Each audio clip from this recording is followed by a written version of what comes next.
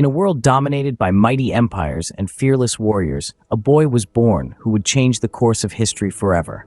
I am Alexander, and this is my story. In the summer of 356 years before Christ, under the Macedonian sun, I first opened my eyes. I was the son of King Philip II and Queen Olympias. My lineage was royal, my bloodline strong, traced back to the legendary heroes of ancient Greece, Achilles and Hercules. My birth was not ordinary, accompanied by omens and prophecies. Legend has it, the Oracle of Delphi foretold of my future greatness. A thunderbolt struck, and the Temple of Artemis, one of the 7 wonders of the world, burned down on the very night I was born. Coincidence, or a premonition of the fire I would ignite across the world? Born into a world of power and prophecy, I was destined for greatness from my very first breath. As a young prince, I was not pampered with luxuries. Instead, I was shaped into a warrior.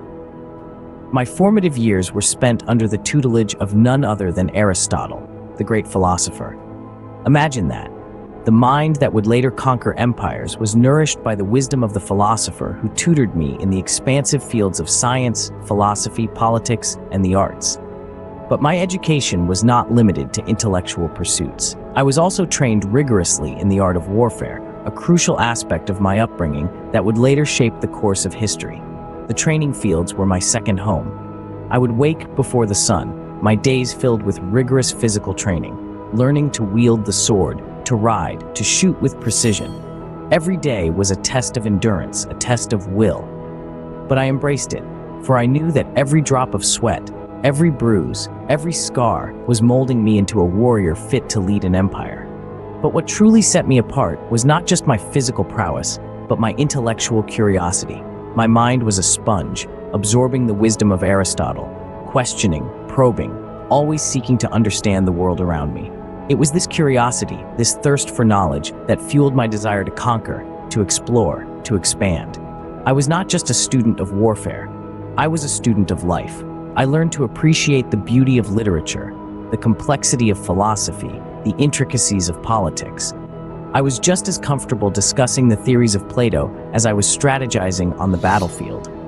It was this unique blend of intellect and physical strength that made me the leader I became. And so, with the wisdom of Aristotle, the strength of a seasoned warrior, and the heart of a young, ambitious prince, I was poised to take on the world. I was not just a prince, I was a warrior, a scholar, a leader. I was Alexander, and the world was mine for the taking. With a philosopher's mind and a warrior's heart, I was ready to conquer. Fate does not wait for the timid. At the tender age of 20, I ascended the throne. In the year 336 before the Common Era, a tragic incident thrust me into the limelight. My father, King Philip II, was assassinated in the palace grounds. The cold hand of fate had abruptly transferred the mantle of leadership onto my youthful shoulders. But this was not a time for mourning. The kingdom was riddled with political unrest, and whispers of rebellion echoed in the corridors of power. My father, despite his accomplishments, had left me a kingdom on the brink of chaos. The throne was mine, but so was the responsibility to quell the storm that threatened to engulf us all. With the resolve of a seasoned warrior, I took swift actions to consolidate power. I eliminated potential rivals, quashed rebellions, and secured the loyalty of the Macedonian army, the very same men who had fought alongside my father. Yes, the methods were harsh, but the times demanded nothing less. I was no longer Alexander, the son of Philip. I was Alexander, the king of Macedonia. In the face of adversity, I stood my ground, demonstrating the same courage and cunning that I had shown on the battlefield. I silenced the rebellious voices, not with fear, but with a vision of a united Macedonia. A vision where we would not just be the conquerors of Greece, but of the world. The ascension to power is rarely a peaceful transition. It's a tumultuous journey, a trial by fire. And I rose from the ashes, stronger, more determined. My resolve hardened, my ambitions ignited. I was ready to embark on the greatest military campaign the world had ever seen. Yes, the path was fraught with challenges, but I was undeterred. For I was not just a king, I was a warrior, a conqueror. With each passing day, my resolve to unite the world under one banner grew stronger. The throne was mine, and so was the world. With the power of Macedonia in my hands, I set my sights on the vast Persian Empire. The time had come for me, Alexander, to test my mettle against the mightiest empire of the time. My goal? Nothing less than to topple the Persian king Darius and claim his lands as my own. The first significant test of my campaign came at the Battle of Issus. Darius had amassed an army far larger than mine, but I was undeterred. I believed in the strength of my men, in the superiority of our tactics, and most importantly, in my own ability to lead. This wasn't hubris, it was confidence, born from years of rigorous training and successful campaigns. The Persian forces were vast, but they were not invincible. I saw to it that our strategy exploited their weaknesses. We used the terrain to our advantage, forcing the Persians to fight on our terms.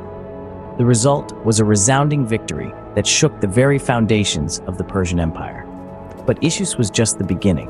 The true test came at Gaugamela, where Darius had gathered the largest army the world had ever seen until then. It was here that I proved not just my military genius, but also my courage.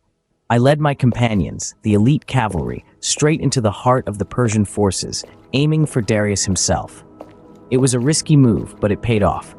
Darius fled, leaving his army in disarray, and Gaugamela fell to us. Each victory brought us closer to our goal, and with each city that fell, our momentum grew.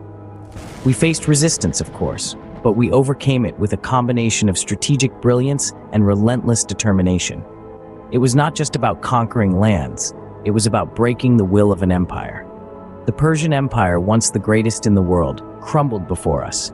City by city, province by province, we took what was once theirs. And in the end, I stood victorious, not just as the king of Macedonia, but as the undisputed ruler of Asia. The Persian Empire fell, and I stood as the undisputed ruler of Asia. The world was not enough. I marched on, unstoppable. In the land of the pharaohs, I set foot and claimed Egypt as my own, not as a conqueror, but as a liberator, greeted with open arms by the people tired of their Persian overlords. I sought more than just dominion. I envisioned a city, a beacon of knowledge and culture. Thus, Alexandria was born, a city bearing my name, destined to become one of the greatest metropolises of the ancient world. Yet, the thrill of conquest called to me. My gaze turned eastward to the exotic lands of India. There, I encountered the gymnosophists, philosophers who wore no clothes, devoted to a life of austerity and wisdom. Their teachings intrigued me, a stark contrast to the grandeur I sought. They lived in simplicity, seeking knowledge and truth, shunning worldly possessions. Their wisdom gave me pause, but it was not enough to quell my insatiable thirst for expansion. My legions and I pressed on. The vast expanses of India laid bare before us. Each city we met, each river we crossed, marked another victory in our relentless march. We forged a path of conquest, a testament to the indomitable will of a leader and his army. From Egypt's sands to India's riverbanks, all lands bowed to me. Every story has an end, and so did mine. In the city of Babylon, at the peak of my power, my life was abruptly halted. A sudden illness seized me, and at the tender age of 32, I was no more. The exact cause of my death remains shrouded in mystery, a puzzle for the ages. Was it poison, fever, or something more sinister? We may never know. My demise left a power vacuum in the expansive empire I had built. What followed was a bitter struggle for control, a tumultuous period marked by infighting and chaos. My generals, once united under my command, turned against one another, each vying to seize a piece of the empire for themselves. In the end, my empire fragmented, its unity lost, much like the cohesion of a shattered mirror. Yet, even as my empire crumbled, my legend endured. The tales of my conquests, my victories, my ambitions, they all lived on. They echoed through the ages, a testament to my life and my reign. In the annals of history, I am remembered not merely as a king, a warrior, or a conqueror. I am Alexander the Great, a name that has stood the test of time. I left the world as swiftly as I conquered it, but my legend lives on.